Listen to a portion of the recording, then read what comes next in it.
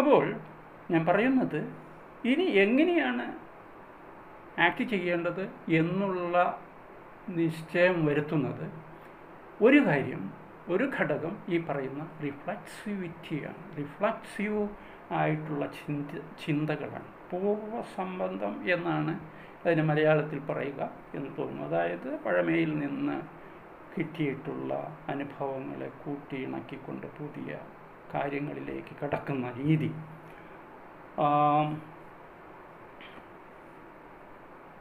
അതുപോലെ തന്നെ ഇവിടെ നമുക്ക് കാണാനായിട്ട് സാധിക്കുന്നത് വ്യക്തിയുടെ കോൺഷ്യസ്നെസ്സാണ്, ബോധത ആണ് ഈ പറയുന്ന റിഫ്ലക്സീവ് ആയിട്ടുള്ള ജ്ഞാനം ഉണ്ടാക്കിയെടുക്കുന്നത്. ആ ജ്ഞാനമാണ് ശരിക്കും ഏജൻസിയെ ആക്ഷന് വേണ്ടി പ്രാപ്തനാക്കുന്നത്, ആക്ഷന് വേണ്ടി പ്രേരിപ്പിക്കുന്നത് എന്ന് കാണാം. അല്ലെങ്കിൽ മറ്റൊരു രീതിയിൽ പറഞ്ഞു കഴിഞ്ഞാൽ കോൺഷ്യസ്നെസ്സും റിഫ്ലക്സിവിറ്റിയും ഏജൻസിയെ പ്രവർത്തനത്തിന് സന്നദ്ധനാക്കും. ബോധതയും പൂർവ്വസംബന്ധമായിട്ടുള്ള അനുഭവങ്ങളും കാഴ്ചപ്പാടുകളും ഏജൻസിയെ എങ്ങനെ പ്രവർത്തിക്കണം എന്നുള്ളതിനുള്ള നിർദ്ദേശം കൊടുക്കുന്നു എന്ന് അർത്ഥം. ചിലപ്പോൾ നമുക്ക് കാണാം ഏജൻസിയുടെ പ്രവർത്തനം ബോധതലത്തിൽ നിന്നായിരിക്കണമെന്നില്ല, കൃത്യമായിട്ടുള്ള അറിവോട് കൂടിയിട്ടായിരിക്കണമെന്നില്ല, അല്ലെങ്കിൽ മറ്റൊരു തരത്തിൽ പറഞ്ഞാൽ കരുതിക്കൂട്ടിയുള്ളതായിരിക്കുകയില്ല, ഇൻറ്റൻഷണൽ ആയിരിക്കുകയില്ല. അൺകോൺഷ്യസ്നെസ്സിൽ നിന്ന്, അബോധ തലങ്ങളിൽ നിന്ന് വരുന്നതാവാം ചിലപ്പോൾ ഈ പ്രവർത്തനങ്ങൾ എന്നാണ് പറയേണ്ടി വരിക. അതുപോലെ ചിലപ്പോൾ ഇൻവോളണ്ടറി ആയിരിക്കാനും സാധ്യതയുണ്ട്. സ്വമനസാലെ ആയിരിക്കണം എന്നില്ല എന്നും നമുക്ക് പറയേണ്ടതായിട്ട് വരും. പെട്ടെന്നുള്ള റിയാക്ഷനായിട്ട് ആക്ഷൻസ് വരാം. അവിടെ കോൺഷ്യസ് മൈൻഡ്, ബോധത വർക്ക് ചെയ്യണം എന്നില്ല. ഒരു ഭാഗത്തു നിന്ന് നമ്മളെ ഉപദ്രവിക്കാനായിട്ട് വരുന്നു, പെട്ടെന്ന് നമ്മൾ റിയാക്ട് ചെയ്യും. അത് ചിന്തിച്ച് ഉറപ്പിച്ച് കാര്യങ്ങൾ മനസ്സിലാക്കിയൊന്നും ആയിരിക്കണമെന്നില്ല. അതാണ് നമ്മൾ പറയുന്ന തരത്തിലുള്ള പ്രവൃത്തി, ആക്ഷൻ എന്ന് പറയുന്നത്. അത് വോളണ്ടറി ആയിരിക്കണമെന്നില്ല, ഓട്ടോമാറ്റിക്കാണത്. ആ തരത്തിലുള്ള ആക്ഷൻസ് അൺകോൺഷ്യസ് മൈൻഡിൽ നിന്ന് വരാവുന്നത് ആണ് എന്ന് പറയണം. അതുപോലെ ഞാൻ ആദ്യം പറഞ്ഞതുപോലെ കരുതി കൂട്ടിയിട്ടുള്ളത് ഇൻറ്റൻഷനലായിട്ടുള്ള ആക്ഷൻസും ആകാം. ഇവിടെ ഒരു കാര്യം സൂചിപ്പിക്കേണ്ടതായിട്ടുണ്ട്. അതായത് ഒരു ലക്ഷ്യബോധമുണ്ട്. ആക്ഷന് ഒരു ലക്ഷ്യം ഉണ്ട്. ആ ലക്ഷ്യപ്രാപ്തിയാണ് ആക്ടറുടെ ആക്ഷൻസിനെ നിയന്ത്രിക്കുന്നത് എന്ന് നമുക്ക് പറയേണ്ടതായിട്ട് വരുന്നു. ഇനി ഈ ആക്ഷൻ ഇൻ്ററാക്ഷൻ ഒരു പ്രോസസ്സസ് ആണ്. ശരിക്കും പറഞ്ഞു കഴിഞ്ഞാൽ നെവർ എൻഡിങ് പ്രോസസ്സ്. അതാണ് അത് കണ്ടിന്യൂസ് ആയിട്ടുള്ള പ്രോസസ്സാണെന്നും കണ്ടിന്യൂസ് ആയിട്ടുള്ള ഒരു പ്രവർത്തന ശൈലിയാണെന്ന് നമുക്ക് പറയേണ്ടതായിട്ട് വരും. ഇവിടെ എനിക്ക് തോന്നുന്നു ബാഴ്സൺസ് വളരെ കൃത്യമായിട്ട് ഈ കാര്യം സൂചിപ്പിക്കുന്നുണ്ട്. അദ്ദേഹത്തിൻ്റെ ആക്ഷൻസിനെ പറ്റിയിട്ടുള്ള പ്രതിപാദനത്തിൽ towards a general theory of action എന്നുള്ളതിൽ അദ്ദേഹം ആക്ടർ ആരാണ് സിറ്റുവേഷൻ ഏതാണ്, സോഷ്യൽ സിറ്റുവേഷൻ ഏതാണ്? അദ്ദേഹം പറയുന്നത് ആക്ടർ എന്ന് പറയുന്നത് ആക്ഷൻ തുടങ്ങി വയ്ക്കുന്നയാളാണ്. ആക്ഷൻ സോഷ്യൽ സിറ്റുവേഷനെ എതിരായിട്ടാണ്, അല്ലെങ്കിൽ സോഷ്യൽ സിറ്റുവേഷനെയാണ് ലക്ഷ്യമാക്കുന്നത്.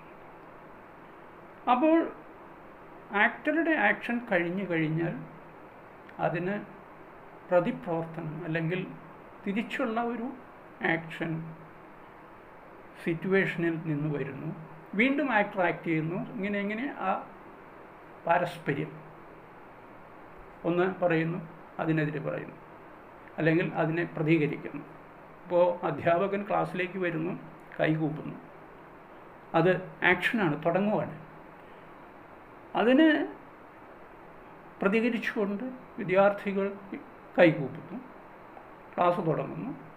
അങ്ങനെയുള്ള സംവാദിച്ചുകൊണ്ട് മുന്നോട്ട് പോകുന്ന പ്രോസസ്സ്. അതുപോലെ നമുക്ക് ചിന്തിക്കാനായിട്ട് സാധിക്കും ഈ ആക്ഷനെ, സോഷ്യൽ ആക്ഷനെ. അതൊരു നെവർ എൻഡിങ് ആയിട്ടുള്ളതാണ്. അപ്പോൾ നമ്മൾ ക്ലാസ് കഴിഞ്ഞാൽ തീർന്നില്ല എന്ന് ചോദിച്ചിട്ട് കാര്യമില്ല. അവിടെ നിന്ന് വീണ്ടും മറ്റു പ്രവർത്തനങ്ങളിലേക്ക് കിടക്കുന്നു, അവിടെ നിന്ന് മറ്റു പ്രവർത്തനങ്ങളിലേക്ക് കിടക്കുന്നു. ഈവൻ നമ്മൾ വിശ്രമിക്കുന്ന സമയത്തും ഈ പറയുന്ന സംഗതി നമ്മളെ പിന്തുടർന്നുകൊണ്ടിരിക്കുന്നുണ്ട് എന്ന് നമുക്ക് പറയേണ്ടതാണ്, വരുന്നു എന്നാണ് അർത്ഥം. ആക്ഷന് ഞാൻ നേരത്തെ പറഞ്ഞതുപോലെ കാരണങ്ങളും ഉദ്ദേശ്യങ്ങളും ഉണ്ടാകും, റീസൺസും അതുപോലെ തന്നെ മോട്ടീവ്സ് എന്നാണ് നമുക്ക് പറയാനായിട്ട് സാധിക്കുന്നത്. ഉദ്ദേശ്യം എന്നുള്ളതിന് അവയാണ് പ്രവൃത്തി അർത്ഥപൂർണവും യുക്തിസഹവും ആക്കുന്നത് എന്ന് പറയേണ്ടതായിട്ട് വരും.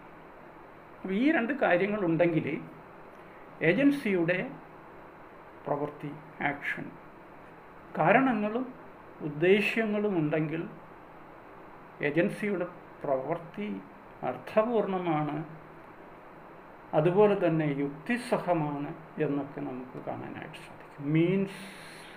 മീനിങ്ഫുള്ളായിരിക്കും, അതുപോലെ തന്നെ റാഷണലായിരിക്കും, ഇറാഷണലായിരിക്കില്ല, മീനിങ്ലെസ് ആയിരിക്കില്ല എന്നാണ് ഇവിടെ പറയേണ്ടതായിട്ട് വരുന്നത്. പ്രവൃത്തിക്ക്, ഏജൻസിയുടെ പ്രവൃത്തിക്ക് രണ്ട് തരത്തിലുള്ള റിസൾട്ട്സ്, ഫലങ്ങൾ ഉണ്ടാക്കാനായിട്ട് സാധിക്കും. ഇവിടെ വേണമെങ്കിൽ നമുക്ക് മെർട്ടൻ്റെ ആ പദം വേണമെങ്കിൽ പ്രയോഗിക്കാം. ലേറ്റൻ്റ് ആയിട്ടുള്ളതും അതുപോലെ മാനിഫെസ്റ്റ് ആയിട്ടുള്ളതും ആയ ഫലങ്ങളെ ഉണ്ടാക്കാനായിട്ട് സാധിക്കും എന്നാണ് പറയുന്നത്. ഒന്ന് ആ ഉദ്ദേശിച്ചിരിക്കുന്ന ഫലം, രണ്ട് ചിലപ്പോൾ ഉദ്ദേശിക്കാത്ത ഫലം. അതാണ് ഈ പറയുന്നതിൻ്റെ അർത്ഥമാണ്. ഒരു രോഗത്തിന് വേണ്ടി ഒരു മരുന്ന് കൊടുക്കുന്നു, പക്ഷേ ഉണ്ടാക്കുന്നത് അതിൻ്റെ എതിർ ആയിട്ടുള്ള ഫലമാണ്. രോഗം മാറുന്നതിന് പകരം മറ്റൊരു രീതിയിലേക്ക് രോഗം മാറുന്നു, അല്ലെങ്കിൽ മറ്റൊരു രോഗം ഉണ്ടാകും. ഇതാണ് ഈ പ്രവൃത്തിക്ക് രണ്ട് ഫലങ്ങൾ, രണ്ട് തരത്തിലുള്ള ഫലങ്ങൾ ഉണ്ടാക്കാനായിട്ട് സാധിക്കുമെന്ന് പറഞ്ഞതിൻ്റെ അർത്ഥം. അതുപോലെ തന്നെ ഏജൻസിക്ക് പ്രാക്ടിക്കൽ കോൺഷ്യസ്നെസ്, പ്രവർത്തനപരമായിട്ടുള്ള ബോധത ഉണ്ടാകാം എന്നാണ്. എന്ന് പറഞ്ഞു കഴിഞ്ഞാൽ ഞാൻ ഇന്നത് പ്രവർത്തിക്കുന്നു, ഇന്നത് പ്രവർത്തിച്ചു കഴിഞ്ഞാൽ അതിൻ്റെ പ്രതിപ്രവർത്തനം എന്തായിരിക്കും, അപ്പോൾ അത് എങ്ങനെയാണത് പ്രാക്ടിക്കലായിട്ട് അതിൻ്റെ ഫലം ഉളവാക്കുക, എന്ത് ഫലമാണ് ഈ പ്രവൃത്തി കൊണ്ട് ഉളവാക്കുക എന്നുള്ളത് നേരത്തെ തന്നെ മനസ്സിലാക്കാനായിട്ട് കഴിയും എന്നാണ് പറയേണ്ടത്. ഇതെന്തുകൊണ്ട് സംഭവിക്കുന്നു എന്ന് ചോദിച്ചു കഴിഞ്ഞാൽ നമുക്ക് വളരെ പരിചിതമായിട്ടുള്ള ഒരു ആശയമാണ് റെസിപ്രോക്കൽ എക്സ്പെക്റ്റേഷൻസ് എന്നുള്ളത്. അതായത് ഞാൻ ഇന്നത് ചെയ്തു കഴിഞ്ഞാൽ ഇന്നതായിരിക്കും അതിൻ്റെ പ്രതിപ്രവർത്തനമായിട്ട് വരിക എന്നുള്ളത് മനസ്സിലാക്കാനായിട്ട് കഴിയും. കാരണം സോഷ്യലൈസേഷൻ ഒരേ ഫ്രെയിം ഓഫ് റെഫറൻസിലാണ് ഈ ആക്ടറുടെയും അതുപോലെ തന്നെ ആൾട്ടർ അല്ലെങ്കിൽ സിറ്റുവേഷൻ്റെയും എന്നതുകൊണ്ടാണ്. ആ ഒരേ വെള്ളത്തിൽ വളർത്തിയെടുക്കുന്ന മത്സ്യങ്ങളാണ്.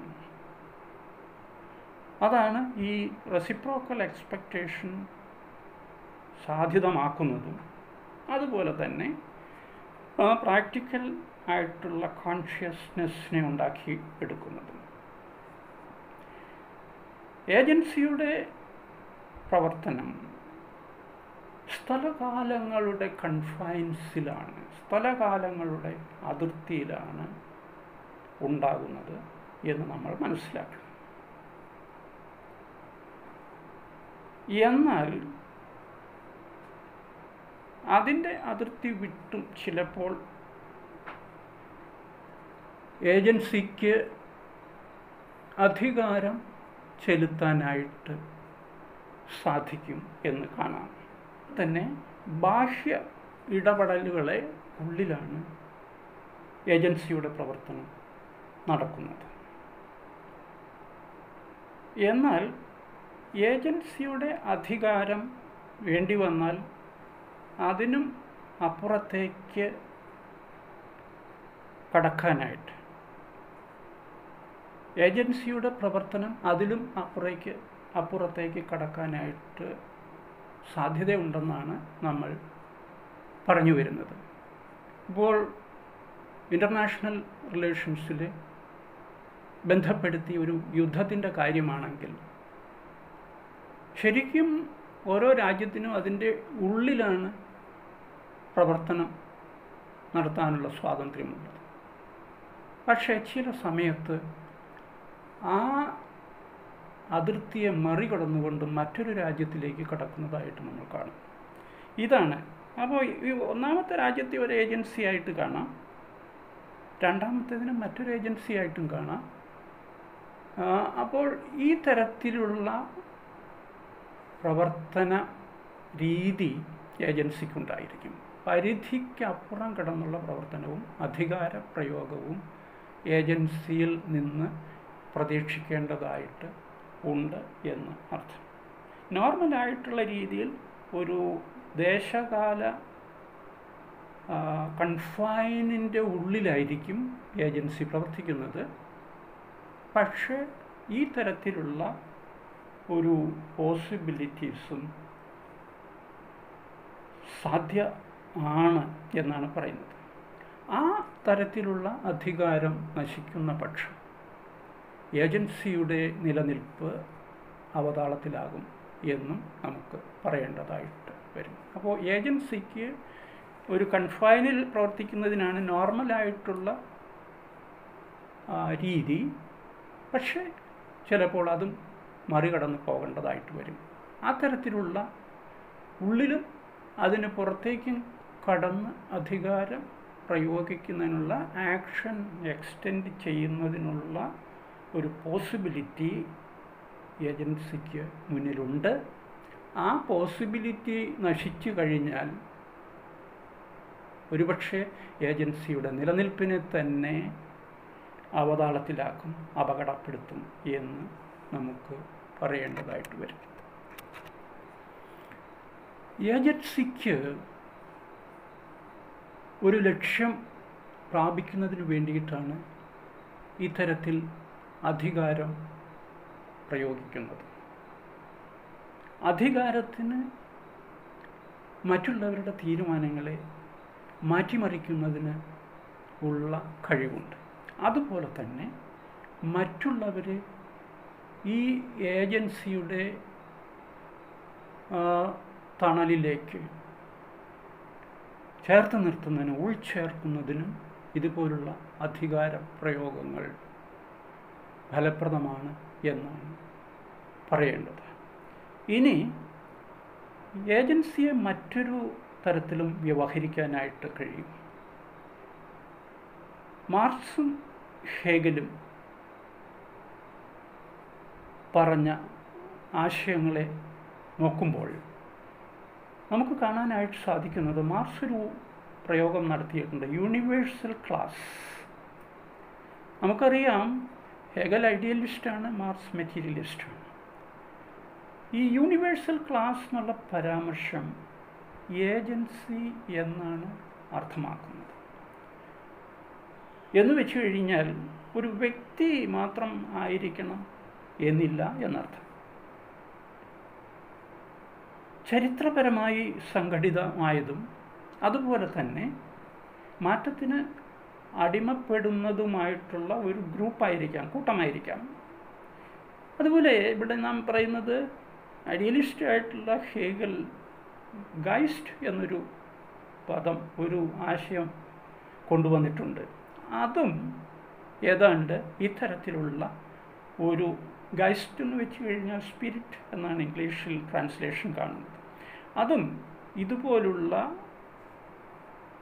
നോൺ ഇൻഡിവിജ്വലായിട്ടുള്ള ഏജൻസിയെ പറ്റിയിട്ടുള്ള ഒരു പരാമർശനം ആണെന്നാണ് മനസ്സിലാക്കാൻ ആയിട്ട് കഴിയുന്നത്.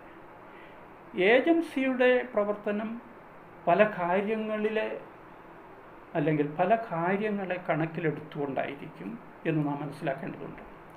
ഒന്ന്, ഒരുപക്ഷെ അത് പഴമയെ ആവർത്തിക്കുന്നതായിരിക്കുക. പഴമയിൽ എന്താണോ ഈ സിറ്റുവേഷനിൽ നടന്നിരിക്കുന്നത് അതിൻ്റെ ആവർത്തനം ആവാം ഏജൻസിയുടെ പ്രവർത്തനം. അല്ലെങ്കിൽ അതിനെ ഇറ്ററേഷൻ എന്നാണ് പറയുന്നത്.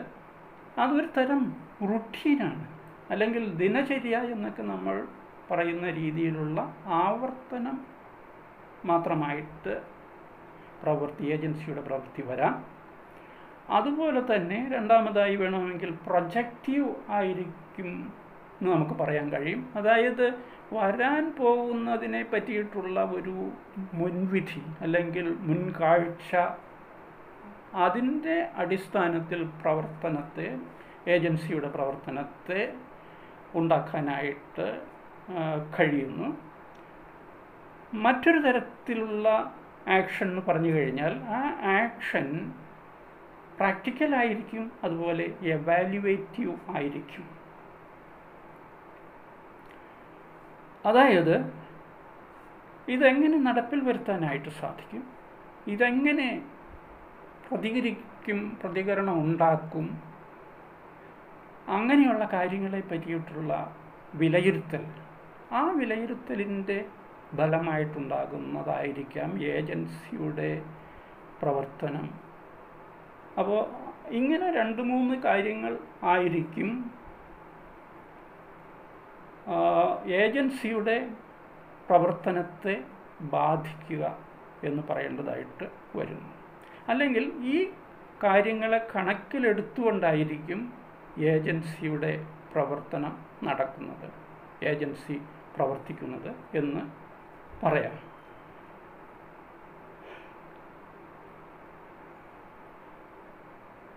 മറ്റൊരു കാര്യം നമുക്ക് പറയേണ്ടതായിട്ട് വരുന്നത്, ഏജൻസി ഈ തരത്തിലുള്ള പ്രവർത്തനത്തിൽ കൂടി, അതുപോലെ തന്നെ ഘടനയുടെ മറുപ്രവർത്തനത്തിൽ കൂടിയിട്ട് ഏജൻസിയും ഘടനയും മാറ്റപ്പെടുന്നു, ട്രാൻസ്ഫോം ചെയ്യുന്നു, അല്ലെങ്കിൽ കുറച്ചുകൂടെ മെച്ചപ്പെട്ടതാക്കുന്നു. ഈ തരത്തിലുള്ള ആക്ഷൻ ഇൻ്ററാക്ഷനിൽ കൂടിയിട്ട് അതിൻ്റെ ഫലങ്ങൾ, ഇൻഫ്ലുവൻസ് ഏജൻസിയിലും ഘടനയിലും ഉണ്ടാകുന്നു. അതാണ് ഈ ഏജൻസിയുടെ പ്രവർത്തനത്തിൻ്റെ പ്രാക്ടിക്കലായിട്ടുള്ള ഔട്ട്കം എന്നാണ് നമുക്ക് ഈ അവസരത്തിൽ പറയാനായിട്ട് സാധിക്കുക. അപ്പോൾ ഇതാണ് ഏജൻസിയുടെ പ്രവർത്തനം, അല്ലെങ്കിൽ സമൂഹത്തിൽ ഇടപെടുന്ന വ്യക്തിയുടെ പ്രവർത്തനത്തിൻ്റെ പ്രതിഫലനം, അല്ലെങ്കിൽ അതിൻ്റെ ഫലം, ഔട്ട്കം എന്ന് നമുക്ക് പറയാൻ ആയിട്ട് സാധിക്കും. സ്ട്രക്ചറേഷൻ എന്നുള്ള സിദ്ധാന്തത്തിൽ ഉൾപ്പെടുന്ന മറ്റൊരു കാര്യമാണ് ഘടന, സാമൂഹികമായിട്ടുള്ള ഘടന, സോഷ്യൽ സ്ട്രക്ചർ എന്നുള്ളത്. അതിനെപ്പറ്റിയും ചിലത് നമുക്ക് ഇവിടെ പ്രതിപാദിക്കേണ്ടതായിട്ട് വരുന്നു. ശരിക്ക് പറഞ്ഞു കഴിഞ്ഞാൽ സോഷ്യൽ സ്ട്രക്ചർ എന്നുള്ളത് സാമൂഹികമായ ബന്ധങ്ങളുടെ ഒരു ശൃംഖലയാണെന്ന് പറയേണ്ടി വരുന്നു. അതുപോലെ ഒരു വ്യവസ്ഥ പ്രവർത്തിക്കുന്നത്, നിർണ്ണയിക്കുന്നത് ഈ സോഷ്യൽ സ്ട്രക്ചറാണ്. സോഷ്യൽ, അല്ലെങ്കിൽ മറ്റൊരു തരത്തിൽ പറഞ്ഞാൽ സോഷ്യൽ സിസ്റ്റം ഒരു വ്യവസ്ഥ ആണ്. ആ വ്യവസ്ഥയെ പ്രവർത്തനനിരതമാക്കുന്നത് ഈ പറയുന്ന സോഷ്യൽ സ്ട്രക്ചറാണ്. ഒരു ഉദാഹരണം, ചെറിയ ഉദാഹരണം പറഞ്ഞു കഴിഞ്ഞാൽ, സ്ത്രീയും പുരുഷനും ഏത് തരത്തിലുള്ള ബന്ധം സൃഷ്ടിക്കണം എന്നത് അനുശാസിക്കുന്നത് ഈ പറയുന്ന ഘടനയാണ്. അത് പ്രാവർത്തികമാക്കുന്നത് വിവാഹം എന്ന ആ വ്യവസ്ഥയിൽ കൂടിയിട്ടാണ്. ഒരു പക്ഷേ നമുക്ക് ഇൻസ്റ്റിറ്റ്യൂഷനോ ഒക്കെ പറയാൻ കഴിയും. ഏതായാലും ആ വ്യവസ്ഥ ഉണ്ടാക്കുന്നത് ഈ പറയുന്ന ഘടനയാണ് എന്നാണ് ഞാൻ പറഞ്ഞു വരുന്നത്.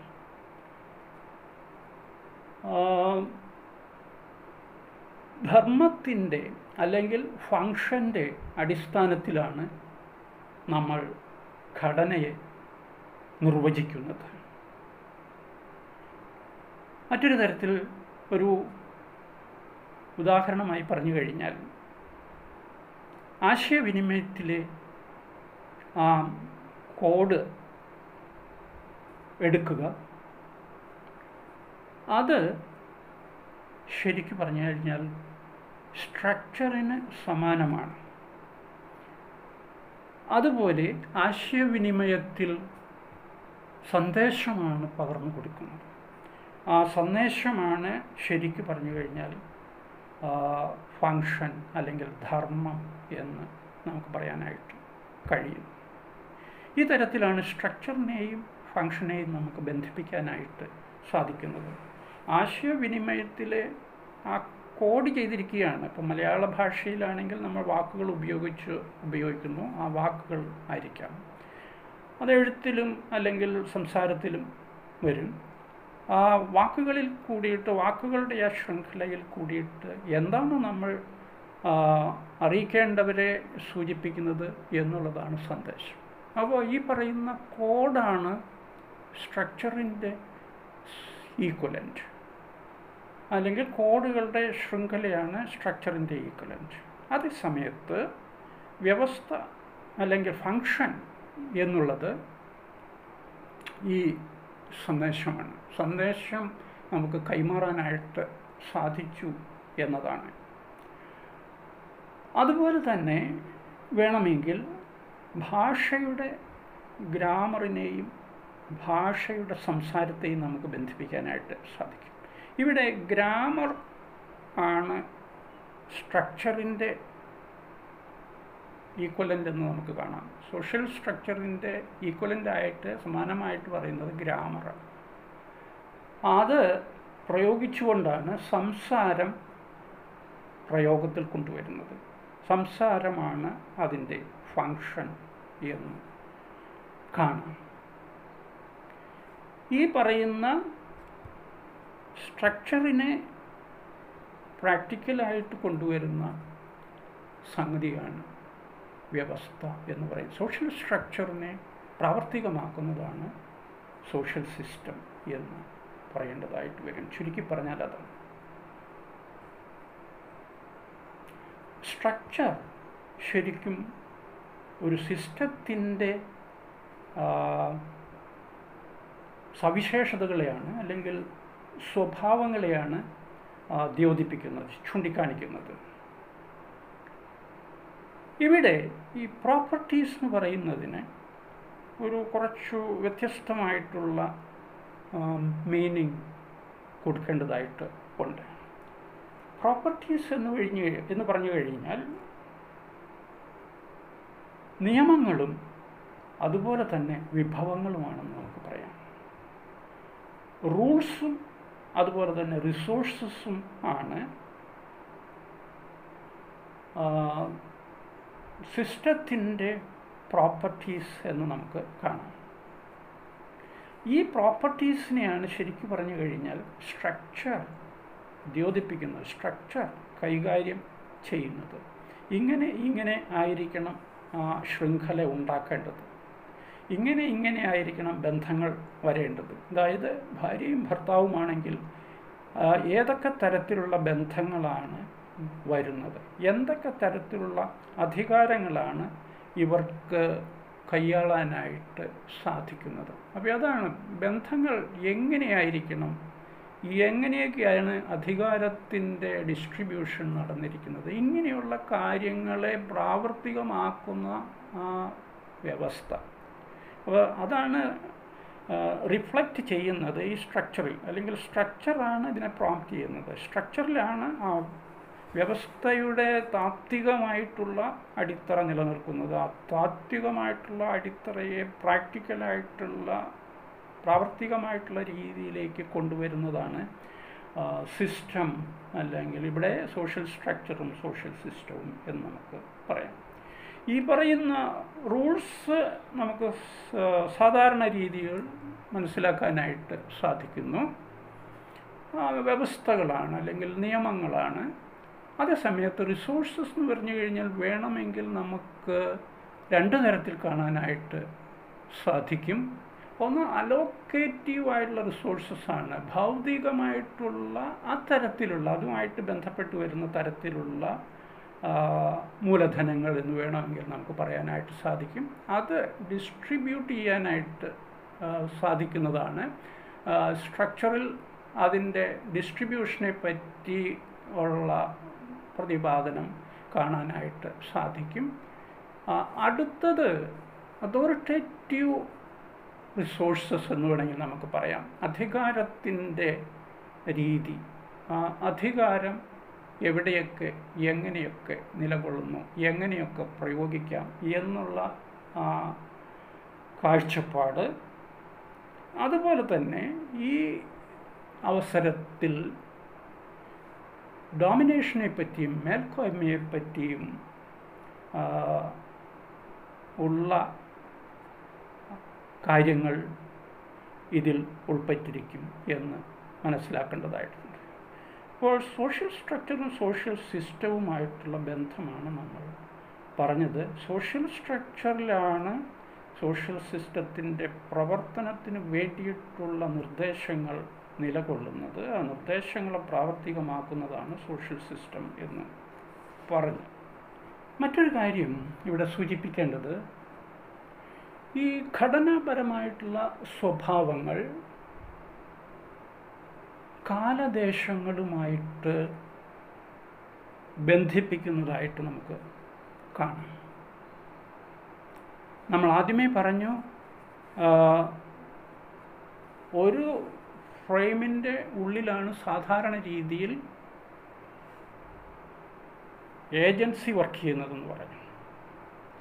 ഇവിടെ നമുക്ക് പറയാനായിട്ട് സാധിക്കുന്നത്, ഈ ഘടനയുടെ സ്വഭാവങ്ങൾ കാലദേശങ്ങളുമായിട്ട് ബന്ധിപ്പിക്കാനായിട്ട് സാധിക്കും എന്നാണ്. ഒരു ചെറിയ എക്സാമ്പിൾ ആയിട്ട് പറഞ്ഞു കഴിഞ്ഞാൽ, നമ്മളുടെ രാജ്യത്തിൻ്റെ ഒരു ഭരണവ്യവസ്ഥ ഘടനയാണത്.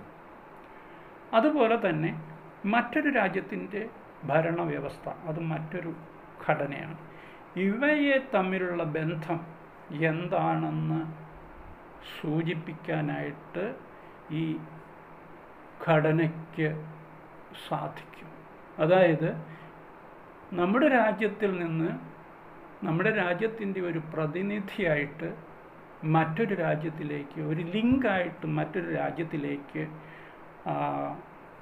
സംവിധാനത്തെ കൊടുക്കാനായിട്ട് സാധിക്കും എന്നാണ്. അങ്ങനെയാണ് ഞാൻ പറയുന്നത്, കാലവും ദേശവുമായിട്ട് ഇന്ന് കേണ്ടതായിട്ട് ഉള്ളത്. അപ്പോൾ ഈ രണ്ട് ഘടകങ്ങളാണ് ഇവിടെ ഘടനാവൽക്കരണ സിദ്ധാന്തത്തിൻ്റെ അടിത്തറയായിട്ട് കാണാനായിട്ട് കഴിയുന്നത്. ഏജൻസിയും സ്ട്രക്ചറും. ഏജൻസിയും സ്ട്രക്ചറും കൂടിയിട്ട് എങ്ങനെ ആണ് സ്ട്രക്ചറേഷൻ എന്നുള്ള ആ പ്രതിഭാസത്തെ നിയന്ത്രിക്കുന്നത്, അത്തരത്തിലുള്ള വിശകലനം നമുക്ക് തുടർന്ന് പോകേണ്ടതായിട്ട് ഉണ്ട്. സ്ട്രക്ചറൽ പ്രോപ്പർട്ടീസ് എന്നുള്ളതിനെ പറ്റി നമ്മൾ നേരത്തെ പറഞ്ഞു കഴിഞ്ഞു. അത് നിയമങ്ങളും അതുപോലെ തന്നെ റിസോഴ്സസുമാണ്. ആ റിസോഴ്സസ് തന്നെ നമുക്ക് ഭൗതികമായിട്ടുള്ള റിസോഴ്സസ് എന്നും മറ്റ് അധികാരത്തിൻ്റേതായിട്ടുള്ള, അല്ലെങ്കിൽ ശരിക്കും പറഞ്ഞു കഴിഞ്ഞാൽ ബോർദിയോയിൻ്റെ മൂലധനം, പലതരത്തിലുള്ള മൂലധനങ്ങളെ പറ്റി നമ്മൾക്കറിയാം. അതുപോലുള്ള സംഗതികളും ആണ് ഈ സ്ട്രക്ചറൽ പ്രോപ്പർട്ടീസ് എന്നുള്ളത് കൊണ്ട് നമ്മൾ മനസ്സിലാക്കുന്നത്. അപ്പോൾ ഈ സ്ട്രക്ചറൽ പ്രോപ്പർട്ടീസാണ് നമുക്ക് മറ്റൊരു ഘടനയായിട്ട് അല്ലെങ്കിൽ മറ്റൊരു ദേശത്വ ഘടനയുമായിട്ട് ബന്ധപ്പെടാനായിട്ട് സാഹചര്യം ഒരുക്കുന്നത്. അതുപോലെ തന്നെ മറ്റൊരു കാലവുമായിട്ട് ബന്ധപ്പെടാനായിട്ട്, അല്ലെങ്കിൽ മറ്റൊരു കാലത്തെ സ്പർശിക്കുന്ന കാര്യങ്ങളുമായിട്ട് മുന്നോട്ട് പോകാനായിട്ട് കഴിയുന്നത്.